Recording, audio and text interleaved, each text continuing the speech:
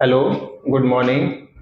चलिए हम स्टार्ट करते हैं। जैसे कि हमने प्रीवियस वीडियो में डिस्कस किया था कि आईपीसी, जो हमने कहा आईपीसी से स्टार्ट करते हैं, तो आईपीसी क्या है? आईपीसी आपके उसमें बताया गया था कि सभी अपराधों का संकलन है। यानी कि समाज में, भारतीय समाज में जो भी अपराध हो रहे हैं उनका क्या है? संकलन है।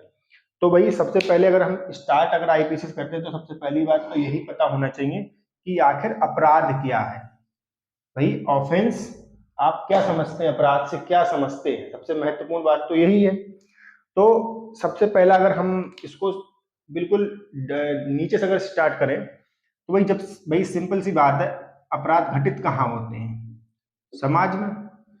ठीक है, यानी कि इसको सिंपल अर्थ में समझे, जब मानव सभ्यता की शुरुआत हुई, लोग मिलकर आपस में, जैसे ही लोगों जब जब बने, जब मानव सभ्यता का विकास हुआ, तो उन लोगों ने क्या साथ में रहना स्टार्ट किया? किसमें? साथ में रहना स्टार्ट किया, जिससे बाद में क्या हुआ? समाज का निर्माण हुआ। तो जब समाज का निर्माण हुआ तो उसमें आपके उन नियमों की आवश्यकता पड़ी जिससे समाज सुचारू रूप से चल सके और न्याय व्यवस्था भी बनी रहे। तो यानी कि कुछ ऐसे नियम आवश्यक पड़े कि भाई जिससे कि सामाजिक जो व्यवस्था है, शांति व्यवस्था है, वो भी बनी रहे। तो कुछ कार्यों को भाई भाई कुछ ऐसे कार्य थे जो क्या उनको ये माना गया कि ये समाज में घटित नहीं होने चाहिए। अर्थात अगर ऐसे कार्य घटित होंगे तो समाज में शांति व्यवस्था नहीं बनी रहेगी। तो ऐसे कार्यों को ही हम क्या कहते हैं? बात रॉन्ग एक्ट हमने उसमें समझे, अपने पढ़ा था रॉन्ग एक्ट, यानी अपकार भी कहते हैं। लॉ की लैंग्वेज में क्या कहते हैं? अपकार। ठीक है। तो यानी जो रॉन्ग एक्ट्स हैं, तो अब उन्हीं रॉन्ग एक्ट्स के हम आगे बढ़ेंगे कि अब कितने मतलब किस तरीके से। तो उसमें जो सबसे गंभीरतम रूप होता है वो कहलाता है अपराध का। यानी जैसे मान लीजिए हिंसा का, किसी के साथ एक पर्सन जो है हिंसा करता है, ठीक है, यानी मान लीजिए कोई व्यक्ति, पर्सन ए है, पर्सन बी की हत्या कर दे, उसकी मृत्यु कायित कर देता है। तो ये जो आपके गंभीरतम रॉन्ग एक्ट थे। चलिए अब इसको इसको लीगली भाषा में समझते हैं। सबसे पहले अपराध, अगर आप चार्ट देख पा रहे हो तो जैसे देखिए, अपराध को जब ज्यूरिस हम लोग पढ़ेंगे तो ज्यूरिस्प्रूडेंस एक सब्जेक्ट है, वो विधि शास्त्र, तो उसमें अपराध को कई विद्वानों ने परिभाषित करने का प्रयास किया, लेकिन एक रसेल है, उन्होंने ये कहा था कि अपराध की कोई भी परिभाषा एकदम 100% ठीक नहीं है। लेकिन अगर हम सब परिभाषाओं का निचोड़, आगे हम परिभाषाओं भी देखेंगे, अगर सब परिभाषाओं को निचोड़ पाने तो एक सिंपल परिभाषा जो है वो एक ये है, अपराध कैसे क्या मत कहा गया, उसको ये कहा गया है कि ये ऐसा कार्य और लोक है जो विधि द्वारा निषिद्ध और दंडनीय है। अब यहाँ पे दो बातें हैं, पहला तो कार्य और लोक, इसको समझे पहले कार्य लोक को। यानी अगर हम समझे तो आईपीसी की सेक्शन 33 में और 34 में, अगर हम जाएंगे 33 में कार्य बताया गया है। सिंपल अर्थों में कहें तो कोई व्यक्ति अगर शारीरिक जो चीज करता है रूप से, तो कार्य में आती है। लोप आपके क्या है? यानी लोप उस पहली वीडियो में भी कहा गया था, हम समझाएंगे आपको लोप ओमिशन क्या होता है। तो ओमिशन आपके ये होता है कि आप मान लीजिए ऐसा विधिक रूप से, यानी कि अगर आप लीगली कोई कार्य करने के लिए क्या है? बाउंड है। बाउंड में यानी बाध्य है, आप पे कर्तव्य है, ये ड्यूटी है, और वो कार्य अगर आप नहीं करते हो, क्या नहीं करते हो, तो वो लोप हो जाता है। जैसे फॉर एग्जाम्पल भाई, जैसे मान लीजिए अगर आप सीआरपीसी सेक्शन 125 में जाएंगे तो उसमें क्या क्या गया है कि भाई सिंपल सा अर्थ है कि विधिक रूप से एक जो आपके यहाँ पर जो व्यक्ति जो मुखिया है आपके परिवार का, उसका क्या है? पुरुष का अपनी पत्नी का, अपने माता पिता का और अपने बच्चों का भरण पोषण करने की उसकी विधिक क्या है? विधिक बाउंड है, विधिक बाध्यता है। और वो अगर ऐसा नहीं करता है तो उसको बाय द लॉ हम कंपेल करेंगे। तो ये आपके ओमिशन में आता है, यानी उन कार्यों को आप नहीं करोगे तो क्या किया आपने? उस विधिक बाध्यता का भाई आपने क्या करा? लोप किया। ठीक है। चलिए अब आगे बढ़ते हैं। दो महत्वपूर्ण बातें हैं जो सबसे आपको समझनी है, निषिद्ध और दंडनीय। यानी कि ये क्या कहता है कि ऐसा कोई भी कार्य कर रहे हो आप, जो सॉरी ऐसा कोई भी कार्य ओमिशन कर रहे हो जो विधि द्वारा क्या कर दिया गया है? निषिद्ध कर दिया। निषिद्ध का अर्थ होता है, शुद्ध रूप में कहें, यानी कि वर्जित। इसको क्या कहते हैं? वर्जित। यानी कि इसको कहते हैं मना, यानी ये काम आप नहीं कर सकते हो। जैसे कि फॉर एग्जाम्पल, मैंने उसमें पहली वीडियो में एग्जाम्पल क्या लिया था कि मान लीजिए कि पर्सन ए जो है, पर्सन बी का मोबाइल अगर उसकी सहमति के बगैर हटाता है, ठीक है, यानी कि वो तो क्या करता है वो, ये कार्य क्या कहलाएगा, आईपीसी में सेक्शन 378 इसको चोरी कहता है और इसका दंड 379 में है। चलो यहाँ पे एक महत्वपूर्ण बात आपको समझाते हैं जो आपके बहुत काम की है। देखिए यहाँ पर जो बार बार मैं बातों के आगे सेक्शंस लगाता हूँ, ये आज एक बार ध्यान रखिए आप, जब आप कंपटीशन का एग्जाम देंगे किसी प्रकार का लॉ से रिलेटेड, तो उसमें 2-3 प्रकार के क्वेश्चन आते हैं। पहला सेक्शन वाइज, यानी कि धारा आधारित, ठीक। दूसरा कंसेप्चुअली, यानी कंसेप्ट से, जो हम बेरेक्ट से बाद में देखेंगे। और तीसरा आपके आता केस लॉज, यानी कि हमारे माननीय जो सुप्रीम कोर्ट है, honourable supreme court, high court द्वारा जो लीडिंग जजमेंट्स दिए गए हैं उन पर लॉज, उनमें कुछ महत्वपूर्ण बातें कही जाती हैं, जो क्योंकि आर्टिकल अगर आप जाएंगे इसमें भी जोड़ लेते हैं, आर्टिकल 141 ये कहता है कि जो आपके कौन सुप्रीम कोर्ट और आपके हाई कोर्ट है उनके जो निर्णय, जो आप सुप्रीम कोर्ट के जो निर्णय है यहाँ पर वो लोअर कोर्ट पर बाइंडिंग होंगे, बाइंडिंग फोर्स होती है उस पर, ठीक है। तो देखिए पहले तो आपको हर बात पर जो हम लॉ में बात करते हैं उससे रिलेटेड सेक्शंस आपको याद होने चाहिए। अगर सेक्शंस याद नहीं होंगे तो आपको जो प्रीलिमिनरी एग्जाम उसमें आपको 10 से 20 से 30% क्वेश्चन सेक्शन वाइज पूछता है, जहां पर आपको सेक्शन याद होने चाहिए, वरना फैक्ट वाइज अगर आपको याद नहीं होंगे तो आप मुख्य परीक्षा की जो रेस है उससे थोड़ा बाहर रहे, ठीक है। चलिए तो अब इसमें महत्वपूर्ण बात क्या है, निषिद्ध और दंडनीय, इस बात को आप समझे, इसको एक और एग्जांपल से ले सकते हैं। जैसे निषिद्ध यानी कि मान ली कोई समाज है, तो भाई समाज में सब लोग मिलकर रहेंगे। अब ये तो है नहीं कि एक पर्सन जो है ए और बी की क्या कर देता, मृत्यु कारित कर देता, हत्या, इसको ऐसे समझ लीजिए मृत्यु कारित कर देता है, ठीक है। तो यहाँ पर अब ये सिनारियो क्या, आईपीसी सेक्शन 299 वो हम ये प्रकार अलग अलग है, और 299 में कल्पेबल होमोसाइड, आपराधिक मानव वध, और 300 में मर्डर के बारे में बताया गया है। जनरल हम इसको 302 जिसको दंड दिया गया है वहां हत्या का दंड के से समझते हैं। यानी कि समाज में यानी लॉ द्वारा क्या मना कर दिया गया है कि लॉ द्वारा ये मना किया कि आप ये कार्य ना करें, अगर ये कार्य करेंगे तो आप क्या होंगे, दंडनीय होंगे। फिर उसके लिए क्या किया गया, दंड का प्रावधान किया गया है, और ये सारी चीजें आपके कहां पर हैं, आईपीसी में लिखी गई। इसलिए उस आईपीसी हमारे इंडियन पिनल कोड, यानी इसीलिए उसका नाम है भारतीय दंड संहिता। अगर आप ऐसा कोई कार्य कर रहे हो जो अपराध के रूप में है तो उसके लिए आपको दंड मिलेगा।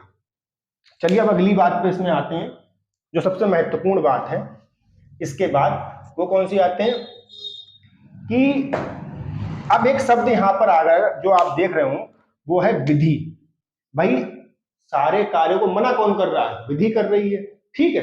तो विधि को समझना आवश्यक है, तो इसको एक चार्ट थोड़ा चेंज करते हैं। और हाँ एक चीज और है कि आप जो हैं जब क्लास वीडियो देखा करें तो पेन और कॉपी लेके बैठा करें, क्योंकि अभी नोट्स और सब टोटल लिखवाना वो तो चलो हम एक आगे प्रोजेक्ट सोच रहे हैं, उसमें पर्सनली जब बच्चे जुड़ेंगे तो उसमें हम नोट्स की भी प्रोवाइड कराएंगे, सब लिखवाएंगे पूरे मेंस के पॉइंट ऑफ व्यू से और प्री के पॉइंट ऑफ व्यू, दोनों तरीके से।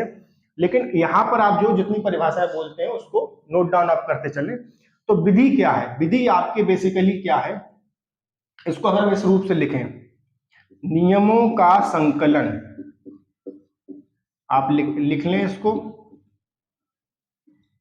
यानी set of rules, set of rules है ये, जो क्या करता है, देखिए समाज में जो व्यक्ति हैं, व्यक्तियों के आचरण को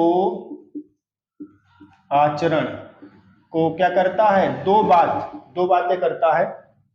इसको ऊपर लिख लेंगे, यहां से यहां पर, इसको यहां पे लिख लिए, कंड को क्या करता है,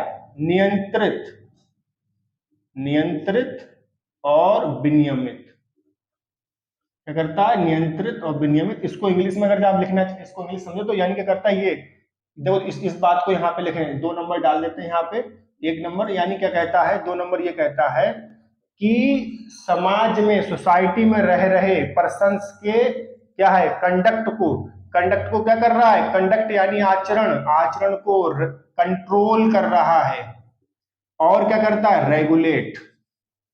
दो बातें। तो देखो अब बहुत महत्वपूर्ण ये परिभाषा जनरल परिभाषा है, बाकी विधि की भी परिभाषा बहुत सी दी गई है। ज्यूरिस्प्रूडेंस में ऑस्टिन ने दी है, ब्लैकस्टोन, सामंड, इनकी बहुत सी, हॉलैंड, इनकी परिभाषा दी गई है। लेकिन हम सामान्य अर्थों में समझ रहे हैं यहाँ पर इस पॉइंट, इस कॉन्टेक्स्ट, इस संदर्भ में। तो विधि क्या है, विधि उन नियमों का संकलन है, यानी सेट ऑफ रूल्स, यानी law stats a set of rules which controlled and regulate the human conduct in society, यानी सोसाइटी में रह रहे व्यक्तियों के आचरण को नियंत्रित और विनियमित करती है। जैसे अब इसका फॉर एग्जांपल समझिए, आईपीसी क्या कहती है कि आप चोरी ना करें, यानी किसी की चीज, यानी आपके कार्यों को क्या कर रही है, कंट्रोल कर रही है कि आप ये काम ना करें, अगर करेंगे तो आप इसके लिए पनिशेबल होंगे। इसी को एक एग्जांपल और समझें, इंडियन कॉन्ट्रैक्ट एक्ट में आइए आप, भारतीय संविदा अधिनियम है, तो भारतीय संविदा अधिनियम ये कहती है कि कॉन्ट्रैक्ट किस प्रकार करेंगे आप, ठीक है, तो वो आपके व्यवहार को क्या कर रही है, नियंत्रित कर रही है। एक और एक्ट ले लेते हैं, हिंदू मैरिज एक्ट। अब हिंदू मैरिज एक्ट क्या करता है, हिंदू मैरिज एक्ट 1955 क्या कहता है कि आप विवाह किस प्रकार करेंगे, यानी कि हिंदू मैरिज एक्ट 1955 ये कहता है कि आप जो मैरिज है, वो विवाह, उसकी आवश्यक शर्तें और किस प्रकार करेंगे, धारा 5 में बताई गई है इसकी, एक विवाह की आवश्यक शर्तें क्या क्या होनी चाहिए। तो यानी कि ये आपके व्यवहार को कंट्रोल करती है। तो विधि शुद्ध रूप में क्या है, नियमों का संकलन है जो व्यक्तियों के, समाज में रह रहे व्यक्तियों के कंडक्ट को नियंत्रित करती है। ठीक है, ये आपके दो परिभाषाएं हो गई। अपराध को आपने समझा होगा इसमें, और इसमें आपको विधि को समझ लिया होगा। अब एक दो परिभाषा इसमें देख लेते हैं।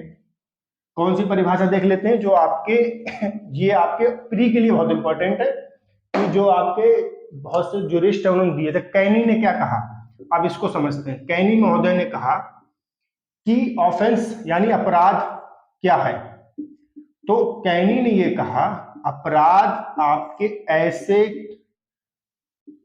कार्य हैं, ठीक है, जिसके, यानी जिसके पीछे क्या होता है, अनुशास्ती, अनुशास्ती बोलते हैं इसको, अनुशास्ती यानी कि इसको कहते हैं सैंक्शन, यानी पनिशेबल, यानी पनिशमेंट, यानी जिसके पीछे शुद्ध रूप में कहें दंड है।